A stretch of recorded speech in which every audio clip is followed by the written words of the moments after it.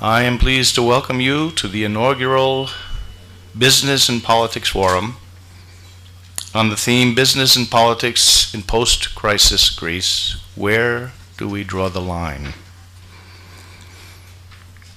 I'm pleased to announce, furthermore, that we are live streaming and live blogging this event on no fewer than 4 sites in Greece, with an audience potentially worldwide.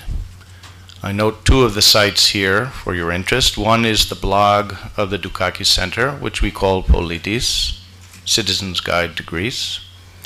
And the second is the well-known media site Protagon.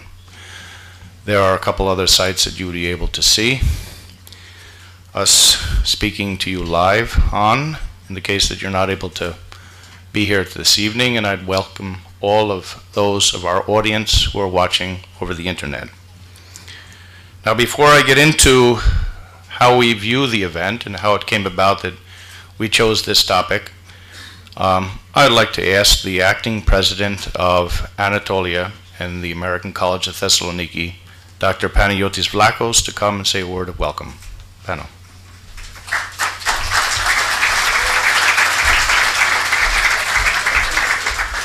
Κυρίες και κύριοι, αξιότιμοι τραστείς, Ladies and gentlemen, dear trustees, dear guests, eminent speakers, dear friends, it is with great pleasure that I am welcoming you tonight at this event. Anatolia College and its tertiary department, ACT, play a special role, and their mission is more than simply educational. Of course, we focus on qualitative educational programs and courses, but we play another social role as well. As we know, the crisis we are going through is deep, multi-level, not only social, not only economic, but political and social. So we would like to contribute within our powers to the public dialogue so that all together we can find a solution and help Greece move ahead. We need to be dynamic and brave, daring. We, as Anatolia College, do it, and we will always do it. This presentation takes place within this context of our efforts. Thank you once again for being with us tonight. I think all of us together will continue contributing in this sector. I hope we have a nice evening. Okay, thank you, panel. Let me say a few words about the topic. Came to my co-organizer, Fanny Svarvoglis, and me, I think, pretty quickly. You'd ask about business and politics, and you'd say, well, where is there a place where business and politics don't go hand in hand? And I would say, well, that place would be where politics and business go hand in hand, but by and large, it's 2 sides of the same coin.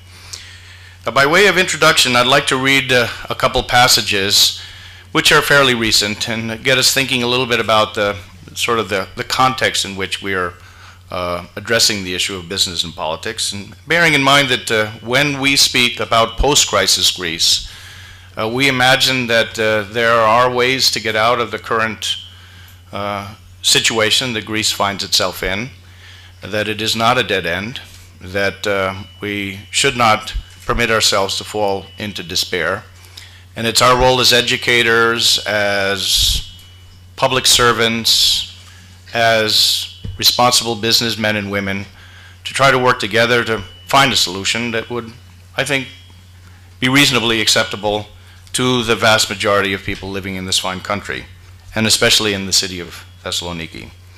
So first, I have a little sensationalism to share with you. I suppose you've seen it in one way or another on the internet, on the TV, flashing through Facebook. It's a BBC report which reads, Greece, most corrupt EU country. Now, it's not as if that's news, but this is the report from Transparency International, released today. And sadly, it appears as if Greece's ranking in the world is actually plummeting, as opposed to stabilizing and becoming better. But according to Huguette Labelle, the chair of Transparency International, in Greece we have a situation as such. Priorities include better rules on lobbying, and political financing, making political spending and contracting more transparent, and making public bodies more accountable to the people. Now, my second passage is a recent article on the business website capital.gr by a young entrepreneur named Dimitris Tsakou.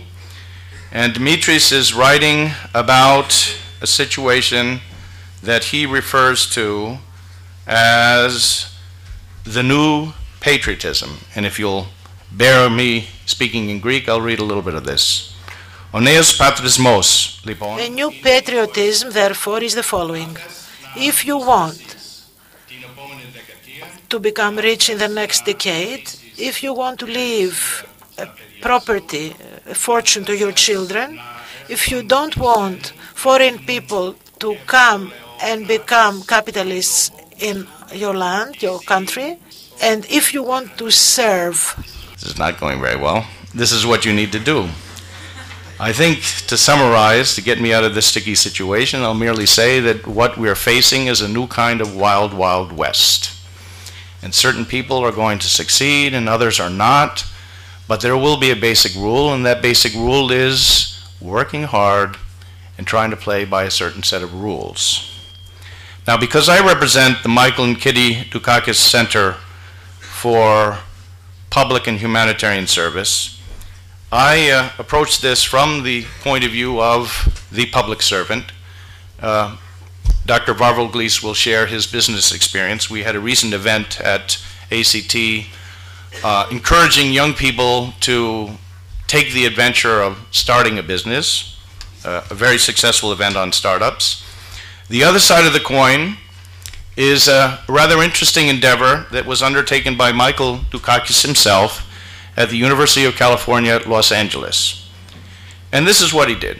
He took, for eligible students at a university, $1,000 out of his pocket, and he sponsored a formal, structured internship with a government body that was non-partisan, non-political. If you would like to become a responsible public servant, he says, here you are. Find a place where you're asked to perform your duty according to the rules of the job, learn what it is to be a responsible public servant, and I will pay you $1,000 out of my pocket. We are trying to duplicate those sorts of efforts here in Greece so that the results of the education a student might get anywhere in Thessaloniki can eventually include practical experience in a business, including training to start your own business, and or practical experience working in one of the many government bodies and public sector agencies that exist in Greece that actually do their work the right way. So with this in mind, I will close my intervention here, and I'd like to turn the floor over to a good friend and colleague, Dr. Fanis Varvoglis, the chair of the Anatolia Business School, who will say a few words of welcome also and moderate the first panel with our speakers, Stephen Gray and Dennis Martinez. Thank you very much.